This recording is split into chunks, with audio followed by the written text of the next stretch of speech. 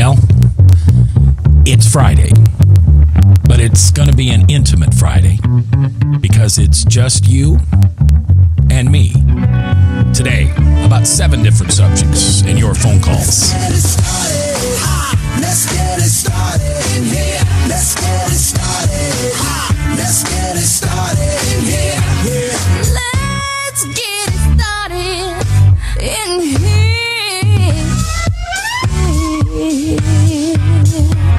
Welcome to The View from a Pew, a conversation among Christians who are out to grow their faith by asking the simple questions, the tough questions, and the stuff you really wish your pastor would talk about. Come on now, let's reason together. It's your voice we want to hear. The phone lines are open, so join the conversation. Call 855-244-0077. That's 855-244-0077. Now, here's your host, J. Michael McCoy. All right, welcome. It is the 12th day of July in the Lord's year 2013. I'm J. Michael McCoy, and this is the Friday edition of The View from a Pew. A little different today. If this had been the old days of radio, and for those of you at home listening to us on 99.3 or in the car, I want you to imagine that I am in a studio that has a small lamp lit. Basically, it's very quiet, very intimate, and you and I are going to have some conversations about some things. Now, obviously, with today's technology, you probably, chances are, listening to this on a podcast or watching this on a podcast. And you know that we have, high-definition cameras, and I have a producer, Ryan, working everything over there, and I've got computer screens in front of me. And quite frankly, I miss those old days. But don't we all miss something about the old days? I think it's part of the charm in growing old, is that we actually do begin to relish the days that in the midst of them, we probably didn't stop and smell the roses at all. I can remember working all nights at Q102. How far does that take you back? And I brought in a little lamp. Remember those lamps that had the little green glass shell? You'd put them on your desk and the light would point down. I'd shut all the windows, shut all the doors, turn off all the lights. This is midnight to 5 in the morning, so there was nobody else there. And I'd turn on that light and we'd play music together. And we would spend the evening enjoying our company. So that's what I want to do today. It's just you and me. Gave everybody else the day off. I wish I could have given Ryan the day off, but I'm not. I am technically, what's the term, Ryan? Technically handicapped. I can barely run an old slider radio board nowadays, probably. But your phone calls are going to be something important today. Maybe you've never called this radio station. Maybe you've never called a radio station. But today's the day that I would kind of like to hear what you have to say about some of these things, because it's just the two of us. I've got no Maddie. I've got no Brian Leach. I've got no Bob Montserrat. I've got no Chris Roloff. I've got no Father Tattoo. Oh, I guess there's a good thing about this then. So it's really just you and me. Ryan can chime in when he wants, but I'd like to hear your voice. The phone number, if you're local, is 244-0077. And if you are calling toll-free, you can dial 1-855 and then 244-0077. Little different look today if you are watching us on the internet. We've kind of opened up the camera so you can see the people walking behind us in the Skywalk down here in the Hub Tower between 6th and 7th and Locust and Walnut, right across from Palmer's Deli. Somebody may stop and make faces in the camera. I won't know that. So you go ahead and giggle away if that's what happens. I want to talk about a few things today, some serious and some not so. And I want to play something from Paul Harvey that he first recorded, I believe, in 1956, but then replayed in the mid-'80s. and then decided that he would put it out on the internet for all days to come. I believe it was one of his first what was that called? Not Better Half. What was that called? The rest of the story. But this one is actually called If I Were the Devil. And if you've never heard this, it is going to be my pleasure to introduce this to you today. 1965 was the first broadcast of If I Were the Devil. And then it was shared again later on a Paul Harvey broadcast, I believe, by his son when it was believed that Paul was going to leave us soon. And he, of course, did pass away in, I believe it was 2004.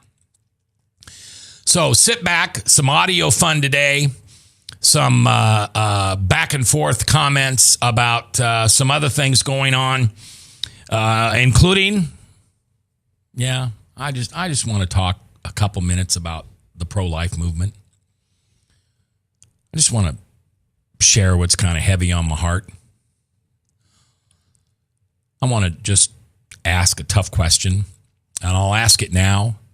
And if you want to call in and give your comments, you can, and then I'll move on. You know, in this world, we have to compromise sometimes. Not compromise our convictions and not compromise the essentials. But in order to live among ungodly, heathenistic, I'm sinful, but I don't have to admit it to people, we have to compromise. It's either that or we kill them. Oh, yeah, well, what else do? You compromise? I mean, if you're Islam, you kill them. So I'd like to think we're better than that. And I'd like to think the proposal is we compromise.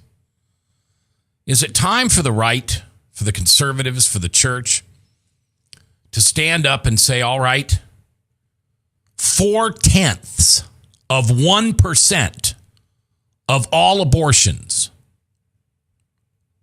have anything to do with the life of the mother or rape or incest? 0.1%. But that seems to be where the church gets stuck. No, every one of God's souls is precious. We need to save them all. And I feel that way in my heart. But my head is beginning to wonder. There's a case coming out of Michigan today where in Michigan they have a law that you can't have an abortion past 16 weeks. And they found some flimsy reason to allow this woman to have an abortion at 24 weeks. 8 weeks after the allowed date. And it's just going to happen over and over and over. So let's have the conversation. Change my mind. Convince me the other way. I'm really torn on this. I'm really torn.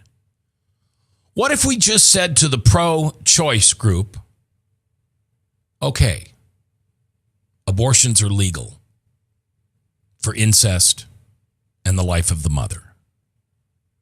But abortion on demand because you made a mistake? No. You need to become pro-choice too, my friend, and choose to have adult relationships only under the guidance of marriage. And that's it. That's it.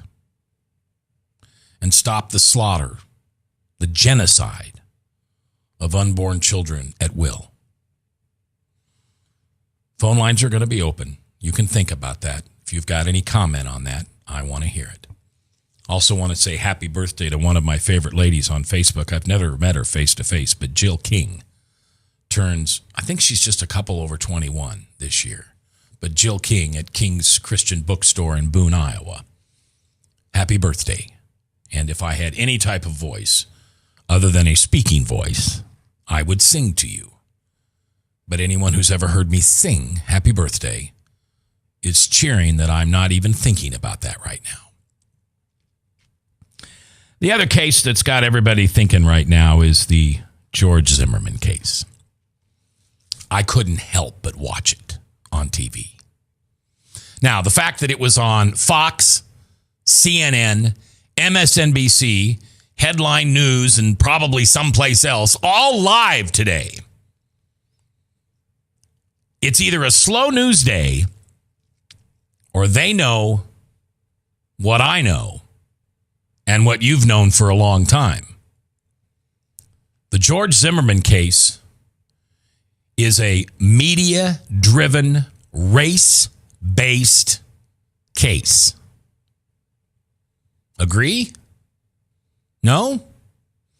Well, let me tell you why I feel that way, and you're welcome to call in and tell me why you feel differently. You've probably heard in the last few days that the former sheriff of the county in which this crime was committed didn't want to charge George Zimmerman with anything. To him, it was a clear case of self-defense. And then Eric Holder and Barack Obama, if I had a son, he would have just looked like Tyrone, Mr. President, got involved.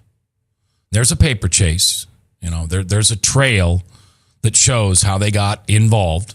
They justify it. I don't. We agree to disagree. But the Obama administration came in and said, this is an outrage. We want charges filed. We want justice done. We want this man tried for murder too. At that point, any of us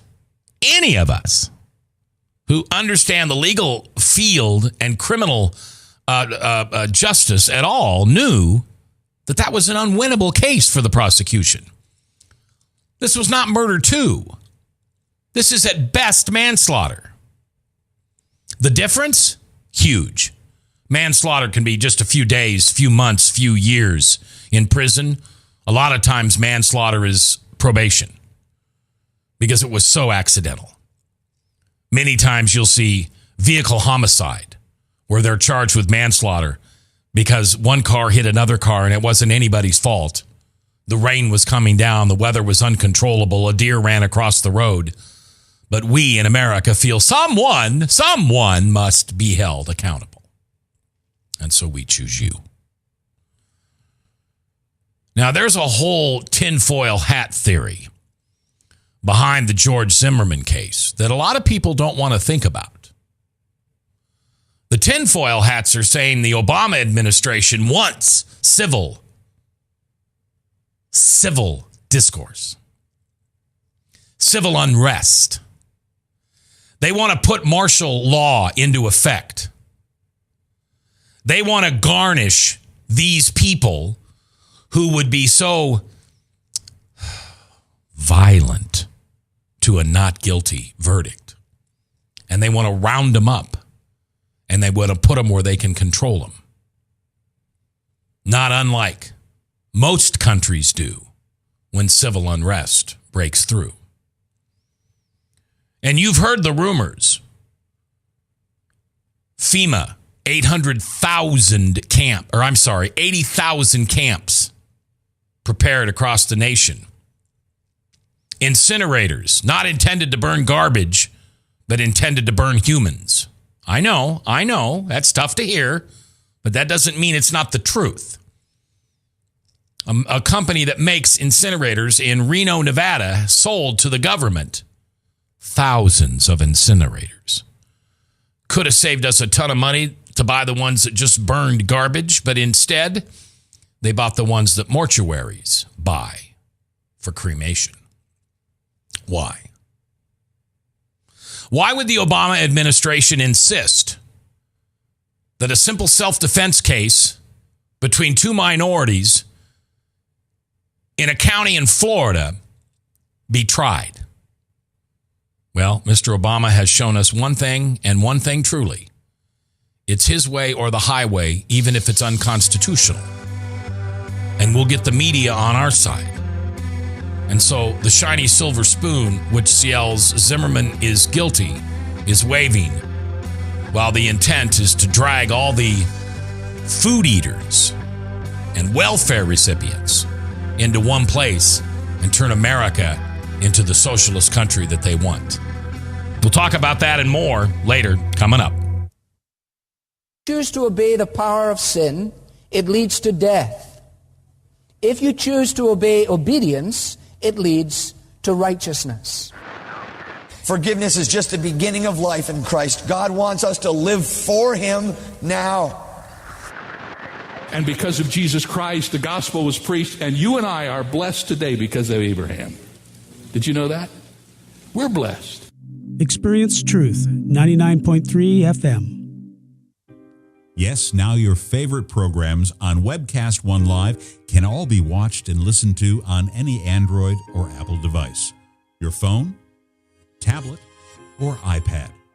Yes, your favorite shows on Webcast One Live are available live or on podcast wherever you go. Let me introduce to you some of our great shows.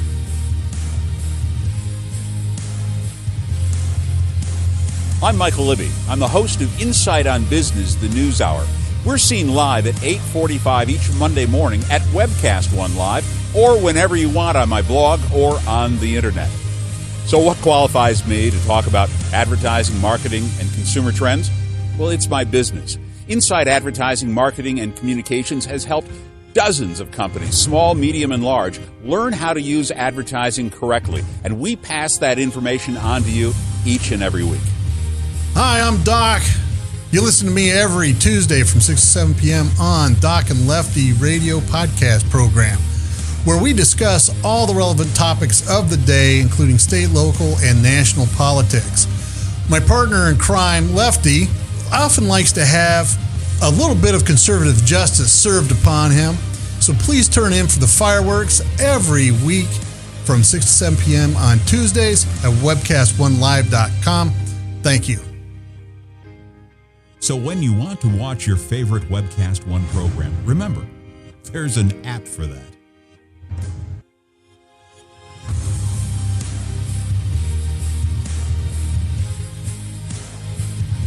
You know, there's an app for that.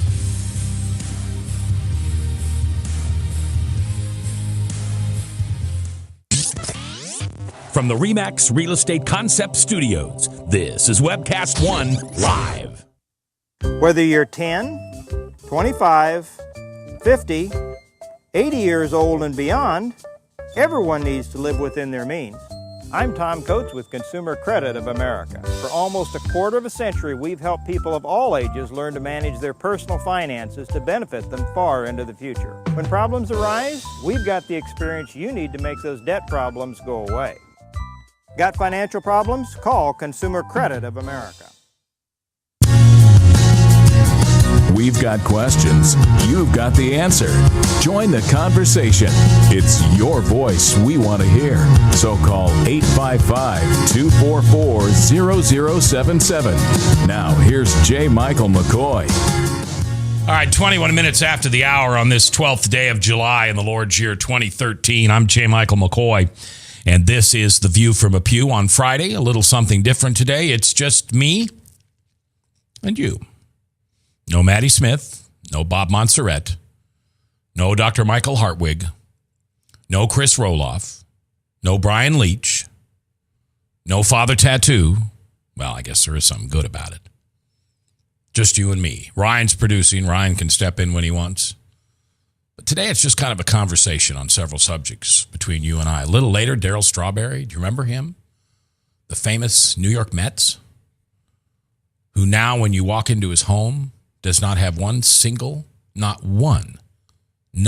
one single piece of memorabilia going back to his baseball career. The St. Louis, Missouri pastor says he's moved on. We'll talk about that a little later. Also, Paul Harvey, If I Were the Devil. I don't know if you've ever heard that, but we're going to play it for you later. If you're a Facebook fan, I've got it on Facebook. And the phone lines are open, and I'm testing you today. I'm testing to see what you're passionate about. There's got to be something that would cause you to pick up that phone and agree or disagree. Because if you say nothing, it means you agree with me. And do you agree that I believe that abortion now, to move on and to get what we want, which is abortions, 99.6% of abortions can be eliminated. If we would just compromise and give to the left the right to have a legal abortion if the life of the mother is in question or the child was produced by incest or rape. You agree with me? Find it difficult that all the 99.3 listeners would agree with that. But it's your voice I want to hear. 1-855-244-0077. Yesterday, the Iowa Supreme Court ruled that Melissa Nelson was fired for a just reason.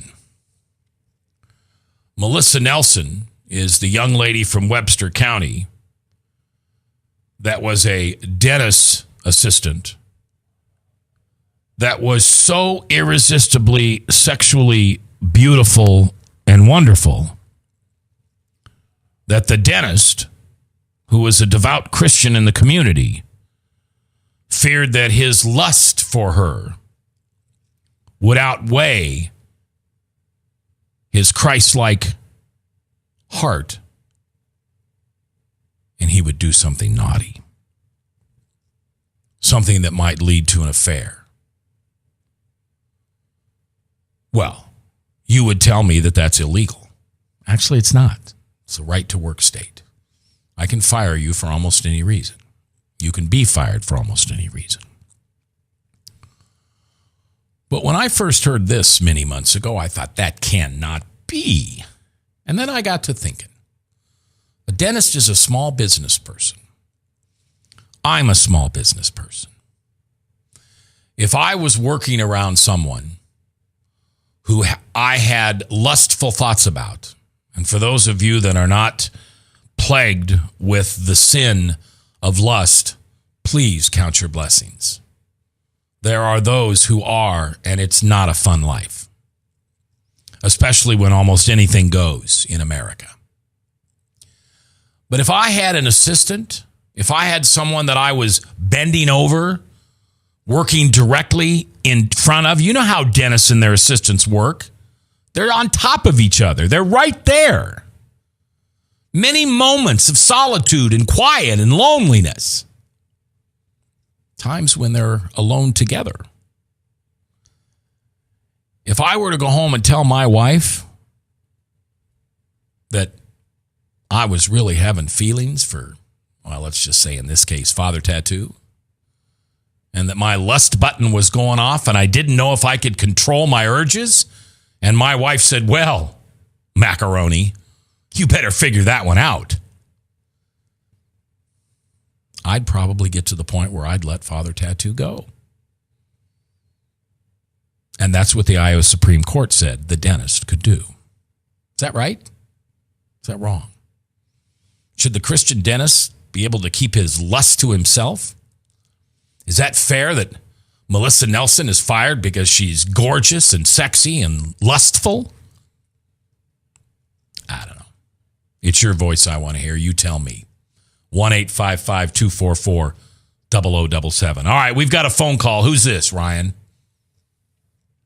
This is Frank. Oh, Frank. I couldn't have a day without Frank.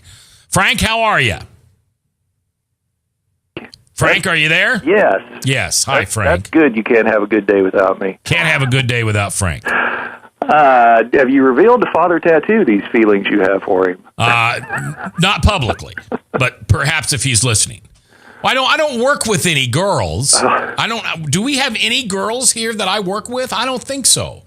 I don't, I mean, we work with Maddie, but Maddie's kind of like a daughter to me. That's perverted thinking there. Well, let me ask you a question. A couple years ago, 2 years ago, I think, or was it last year, there was 49 murders in Chicago on St. Valentine's Day. And I don't recall anybody wearing a hoodie. I don't recall, any trials. I don't recall Barack Obama calling any of those boys or girls his sons or daughters, his grandpa, grandmas, whatever they were. Why do you suppose that is? Why do you suppose this trial This particular trial, of all the murders that go on in this country yearly, why has this trial been singled out, in your opinion? Well, I got an opinion on that. Can I share it with you? Sure. There was a day when I was a talk show host in a secular station, or I was the news director of a talk news station, that when we would sit down at the beginning of the day and look at what the top stories were, we would weigh heavily which ones were sexier. Which ones had... It leads? Yes, okay. Exactly. If it bleeds, it leads. I don't know if anybody's noticed, but we've had the normal accounts of murders and gunshots that we normally have during the summer in Des Moines, Iowa, or at least it's been this way for 10 to 15 years, ever since the Evelyn Davis Park area was created. But yet every night, Channel 8, Channel 13, Channel 5, Fox at 9, what do they lead with? They lead with the bleed. They lead with the sexy stories. I'll guarantee you tonight, if they don't lead with Martin, they're going to lead with this Melissa Nelson story and the Iowa Supreme Court ruling. Well, my opinion on this is that no one cares about Trayvon Martin, and no one cares about George Zimmerman. That's right. I think this is a battle between the people who hate guns, hate the right to carry laws, and hate the stand your ground laws. And these laws are wanting to be enforced all over the country, and they feel like it's something that's getting out of hand, and this is where they're going to draw the line and where they're going to fight the battle. You know, I agree with you, but you know what's interesting? Neither side, the defense or the prosecution, made a big issue of the stand your ground law. Neither one of them made that as even a part of a heartbeat in this case. No, because we've been shown pictures of this kid when he was 12 years old. We're not shown current pictures. We're told that he was out to just get a bag of Skittles, like apparently serial killers don't have a sweet tooth, apparently. You know, I just learned something yesterday that I had no idea, that he had grass stains on his knees. Yeah.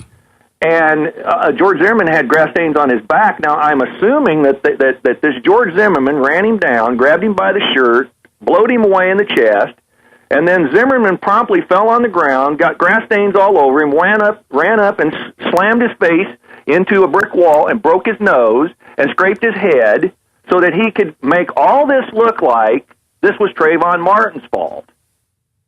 The media has just told outright lies from the beginning about this. First lie was they portrayed Zimmerman as a white man. Then they found out he was Hispanic. Well, that didn't meet their narrative, so that got lost in the shuffle. MSNBC was doctored a audio tape trying to make him sound like a racist. Yep. CBS in Florida doctored or showed a video which did not show the extent of his injuries after he had been cleaned up. They showed those.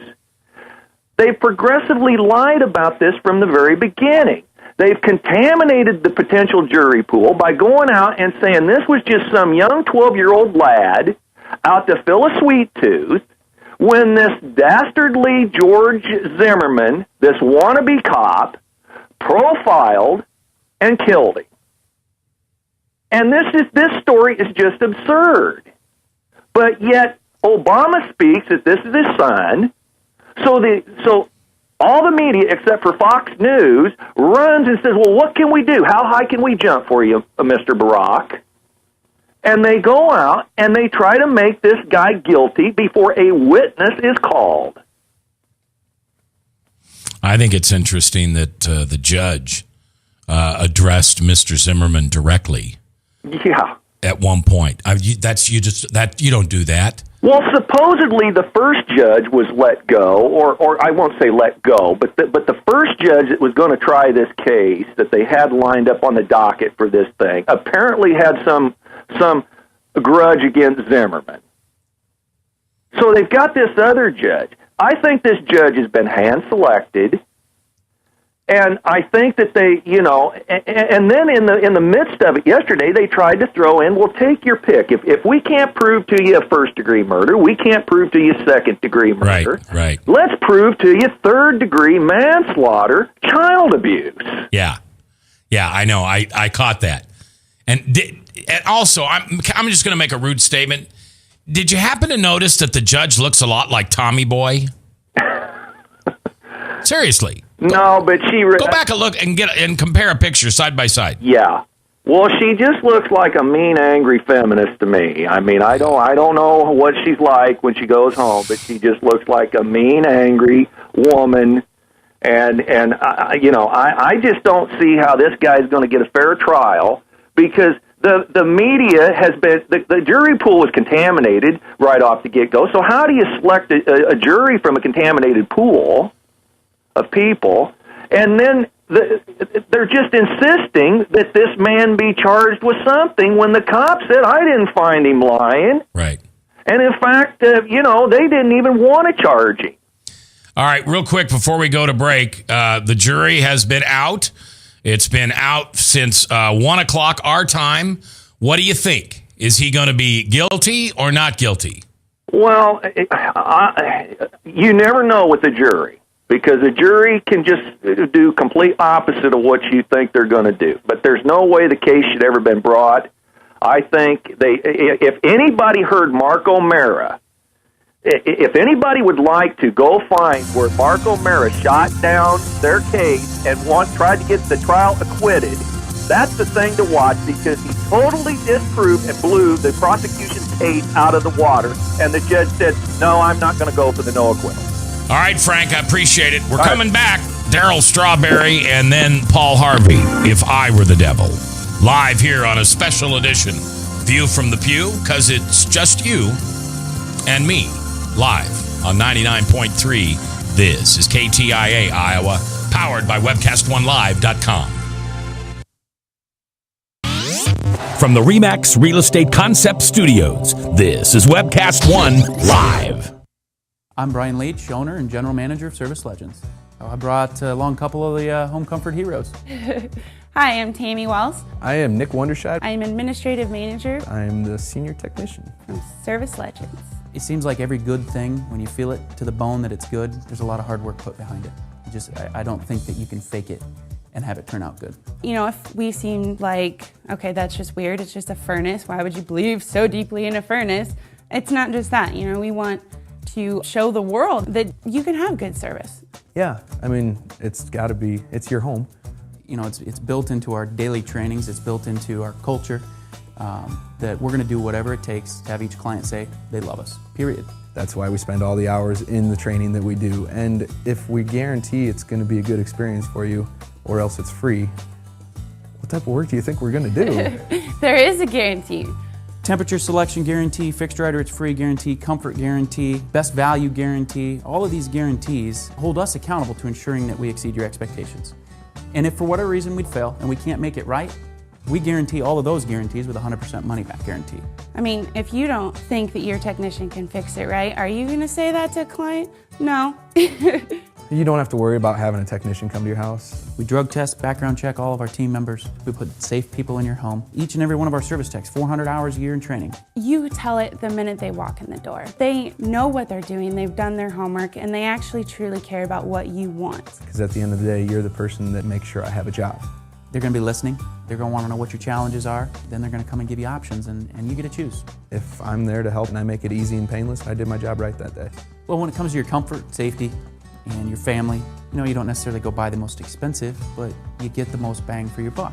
Oh, it's worth it, because there's a lot of people that will find a way to get it to work right now and then leave and then come back, charge you again, and the cycle just repeats itself. So when I'm out there looking at the furnace, I want to find why it failed today. How can we change the part today with something that you're not going to have to worry about? Is it worth changing the part today? I mean, you can put a lot of money into a furnace. I can fix parts all day. There's good job security in that for me. But is it the right thing for you?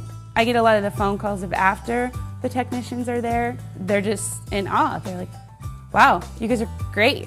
I mean, I don't even know what to say. You guys are great. Everything you did was perfect. It was great. Keep going, though. I like this. Just give us a try. I'm going to take all the risk. I've got the time to make this right. I've got the support to make it right. Just check us out. And if you don't see the value in what we do, I mean, fixed right or it's free or 100% money back. enough said.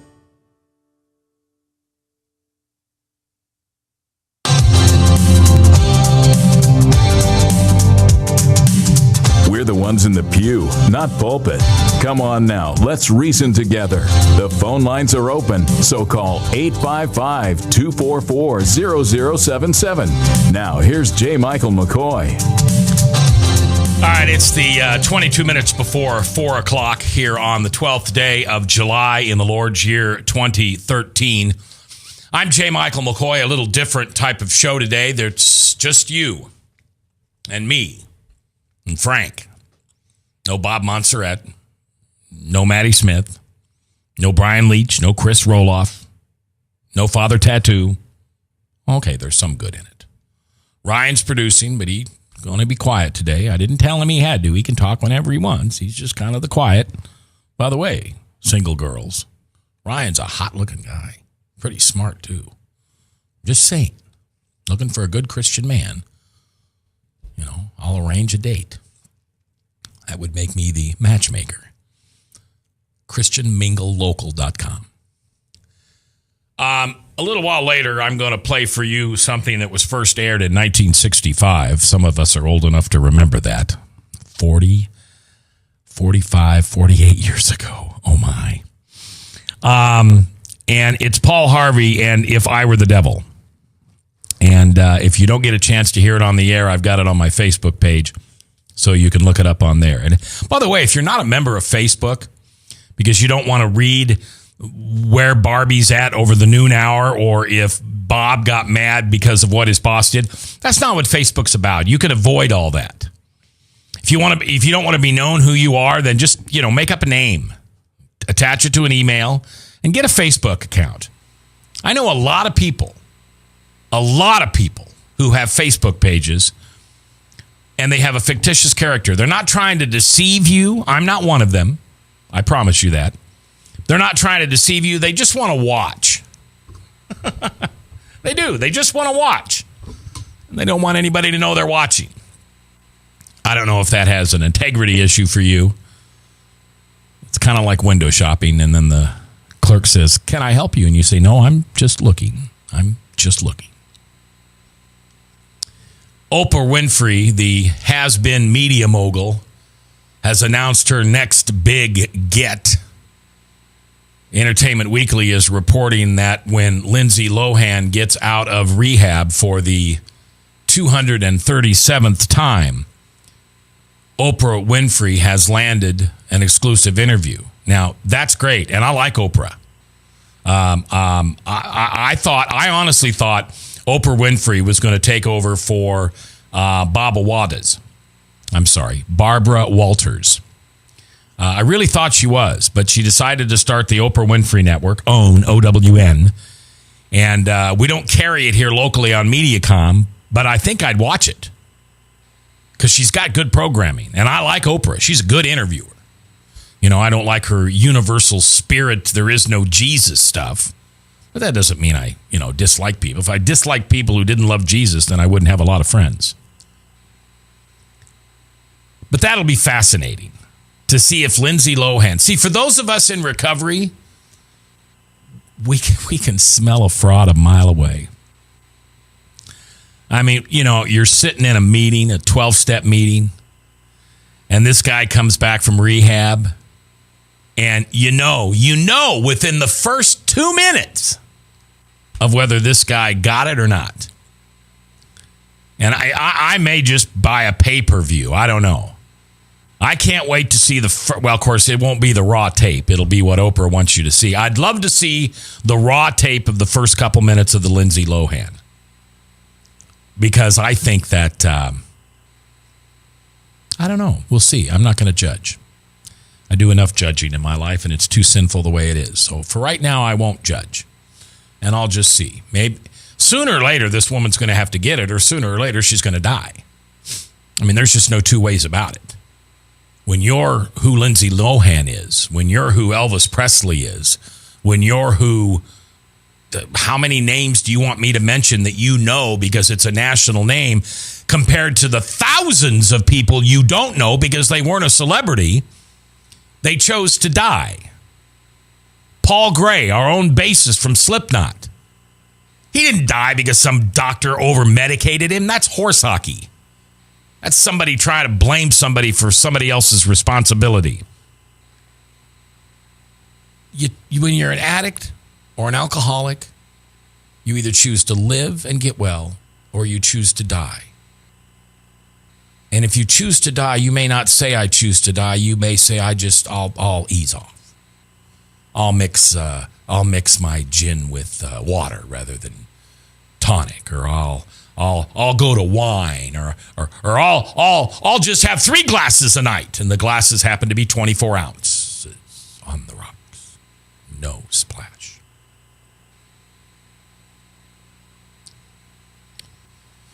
So we'll know if Lindsay's the authentic deal or not. I don't care how good an actress she is. Once an alcoholic, once a drug addict, always. I may not be using. I may be clean and sober for 1,061 days today, thank you. But you know, just like a mother knows when her child's lying, just like a father or a husband knows when his wife is sad, you know.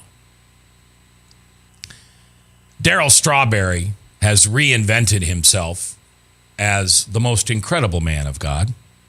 And I'll be honest with you, this may be a guy that I search out for an interview. You may hear him on this program soon. Darryl Strawberry, one of the biggest and most successful New York Mets to ever wear the jersey, made millions and millions and millions of dollars running around a place called the Diamond, playing with a little white ball. He was a big shot. Strawberry put it that way himself. But if you go to a little town west of St. Louis, Missouri, and you drive into a medium-priced suburb, there on the corner, St. Peters, Missouri, by the way, there on the corner is a 4-bedroom, 2-story modest house in a planned bedroom community. And inside that house, there are no pictures of a baseball star by the name of Strawberry, no uniforms, no trophies, no plaques. Not one of his 4 World Series rings. Nothing from his 8 All-Star games, and not one of his 335 home run balls. What you will find is a man with his wife, and now, instead of baseball player, he wants to be known as pastor. 6 years ago, he went through seminary. And by the way, that's pastor with a big P, not a little p. He went through seminary, married his wife Tracy, and gave his life to Christ. He says in an interview that he had always considered himself a Christian, but now knows that should he have died prior to being saved, he would have lived with the deceiver in hell. He was a CINO, C-I-N-O, Christian in name only. I resemble that remark. Former Mets pitcher Bobby O.J., O-J-E-D-A, O-J, says, and you wondered how bad he would wind up before he gets it, or if he would ever get it. He said, I saw the highs and the lows of alcohol and drugs in Mr. Strawberry, but I quite frankly did not know how bad things had been for him. Damaging yourself is one thing, Bobby goes on and says, but damaging other people and seeing what you left behind is another. I think he got it before he completely flushed his life away. Who is Darryl Strawberry's hero? He said he wants to be like Tim Tebow. And aren't those the type of heroes and mentors and role models that we want for our kids? When we come back, Paul Harvey, If I Were the Devil. This is going to blow you away if you've never heard this. And it was created in 1965, and you'll think it was for you and me today. From the RE/MAX Real Estate Concept Studios, this is Webcast One Live. Drink, dance, party. Kitty's is the ultimate dance club in Des Moines. A huge dance floor with room to move, 3 bars to keep your drinks full, and kickin' DJs playing all your favorite dance music. At Kitty's, we've always got your birthday party planned with Birthday Fridays. That's right, when your birthday rolls around, there's only one place to go. Gather up your friends and head to Kitty's, where you drink free on the Friday of your birthday week. Find out more about Birthday Fridays at kittysusa.com. Kitty's, all kinds of people, all kinds of music, all kinds of fun. Drug and alcohol addiction slowly steals a person's identity, tearing away pieces of their life little by little until one day it seems like the hope of a happy future is gone and there's no chance of getting it back. Here at St. Gregory Retreat Centers, we can assure you that there is hope. Our unique approach to recovery begins with the understanding that the dysfunction and damage caused by addiction can be overcome, not just dealt with. Don't let another day go by. Call St. Gregory today.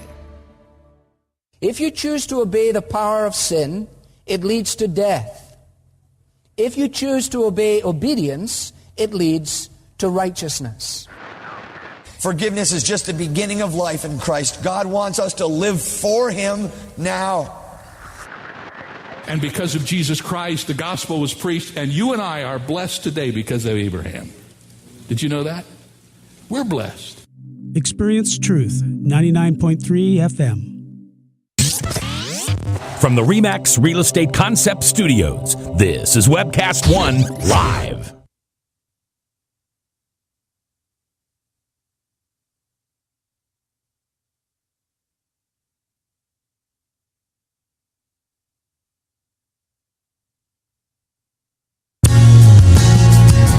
We've got questions. You've got the answer. Join the conversation. It's your voice we want to hear. So call 855-244-0077. Now, here's J. Michael McCoy. All right, about 10 minutes before the top, Salem Radio Network News, and then Michael Mudloff from Westkirk Presbyterian Church and True Blue. I want to play you something. Now, let me back up.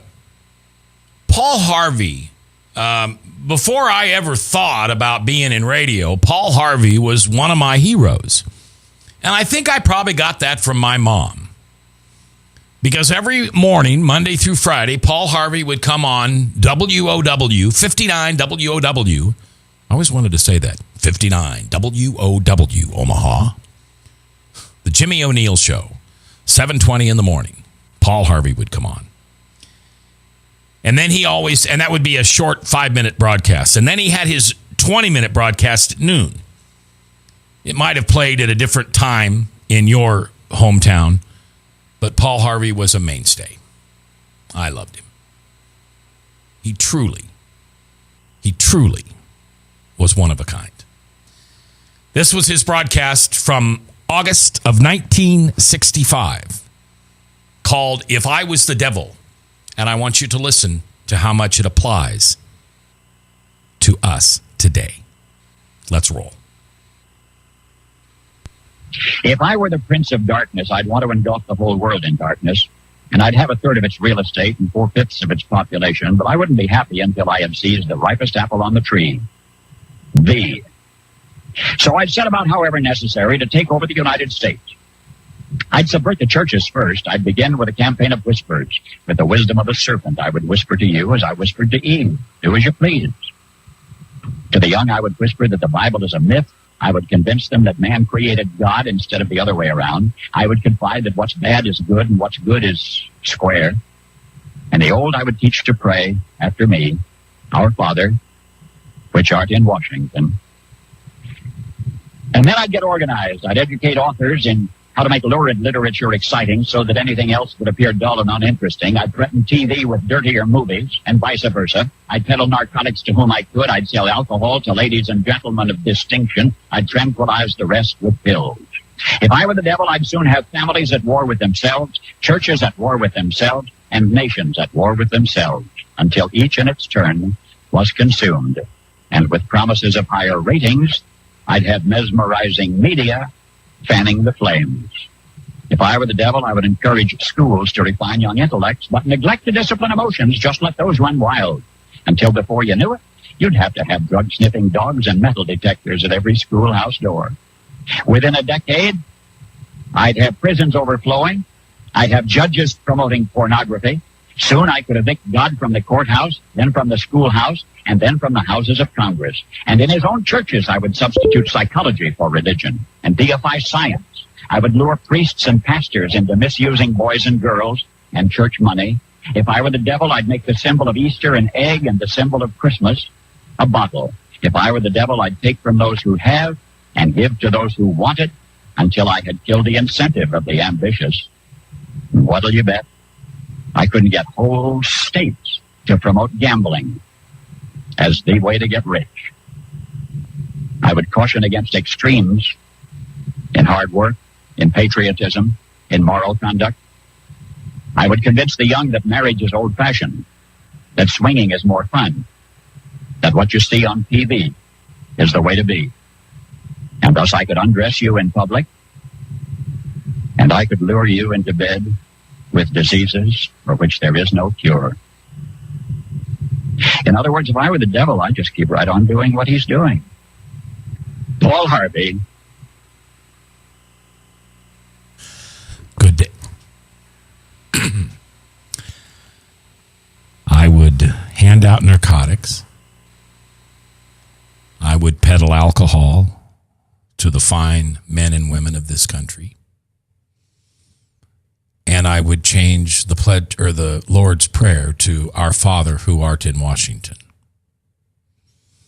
I'd tell people what was good was actually bad, and what was bad was actually good.